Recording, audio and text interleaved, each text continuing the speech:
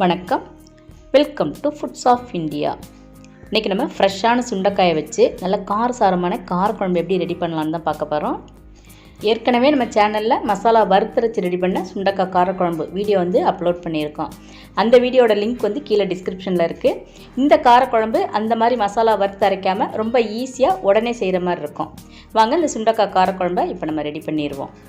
இந்த காரக்குழம்பு ரெடி பண்ணுறதுக்கு இன்றைக்கி நான் சுத்தம் பண்ண சுண்டைக்காய் ஒரு கப் அளவுக்கு எடுத்து வச்சுருக்கேன். இதை இந்த மாதிரி கீறி நம்ம தண்ணியில் போட்டு எடுத்து வச்சுப்போம். இல்லைன்னா அந்த சுண்டைக்காய் கருக்க ஆரம்பிச்சிடும். இந்த மாதிரி கீரியும் எடுத்துக்கலாம், அப்படி இல்லைன்னா ஒரு உரலில் போட்டு தட்டியும் நம்ம எடுத்துக்கலாம். இப்போ நம்ம குழம்பு ரெடி பண்ணிடுவோம். அதுக்கு ஒரு கடாயில் 3 டேபிள் ஸ்பூன் அளவுக்கு நல்லெண்ணெய் எடுத்துக்கணும். இந்த காரக்குழம்புக்கு நல்லெண்ணெய் தான் நல்ல டேஸ்ட் கொடுக்கும். இப்போ எண்ணெய் நல்லா சூடானதுக்கப்புறம் 1/2 டீஸ்பூன் கடுகு, 1/2 டீஸ்பூன் உளுந்தம்பருப்பு போட்டுக்கலாம். இப்போ கடுகு நல்லா பொரிஞ்சதுக்கப்புறம் 1/2 டீஸ்பூன் வெந்தயத்தை போட்டுப்போம். வெந்தயம் எண்ணெயில் நல்லா பொரிஞ்சு நல்லா பொன்னிறமாக வந்ததுக்கப்புறம் 10லேருந்து 15 சின்ன வெங்காயத்தை முழுசாக சேர்த்துக்கலாம். கூடவே அதே அளவுக்கு பூண்டு சேர்த்துக்கலாம்.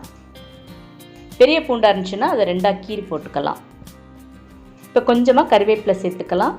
இந்த வெங்காயம் பூண்டும் எண்ணெயில் வதங்குறதுக்கு தேவையான அளவு கொஞ்சமாக நம்ம உப்பு சேர்த்துப்போம். இப்போ இது 3ஐயும் சேர்த்து நம்ம எண்ணெயில் நல்லா வதக்கி எடுத்துக்கலாம்.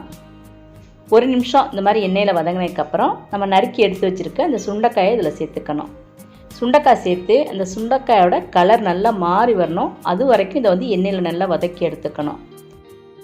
அந்த மாதிரி சுண்டைக்காயை வதக்கணுன்னா தான் சுண்டைக்காயோட தோல் ரொம்ப சாஃப்டாக சாப்பிட்றதுக்கு ரொம்ப டேஸ்ட்டாக இருக்கும். சுண்டைக்காய் நல்ல கலர் மாதிரி இந்த மாதிரி வெளிரி வரணும். இப்போ இந்த அளவுக்கு நம்ம வதக்கினதுக்கப்புறம் இது கூட நம்ம 2 தக்காளியை பொடியாக நறுக்கி சேர்த்துக்கலாம். கூடவே 1/2 டீஸ்பூன் அளவுக்கு மஞ்சள் தூள் சேர்த்துப்போம். இப்போ தக்காளி எண்ணெயில் நல்லா மசிஞ்சு வரணும். அது வரைக்கும் எண்ணெயில் தக்காளியை நம்ம நல்லா வதக்கி எடுத்துக்கலாம்.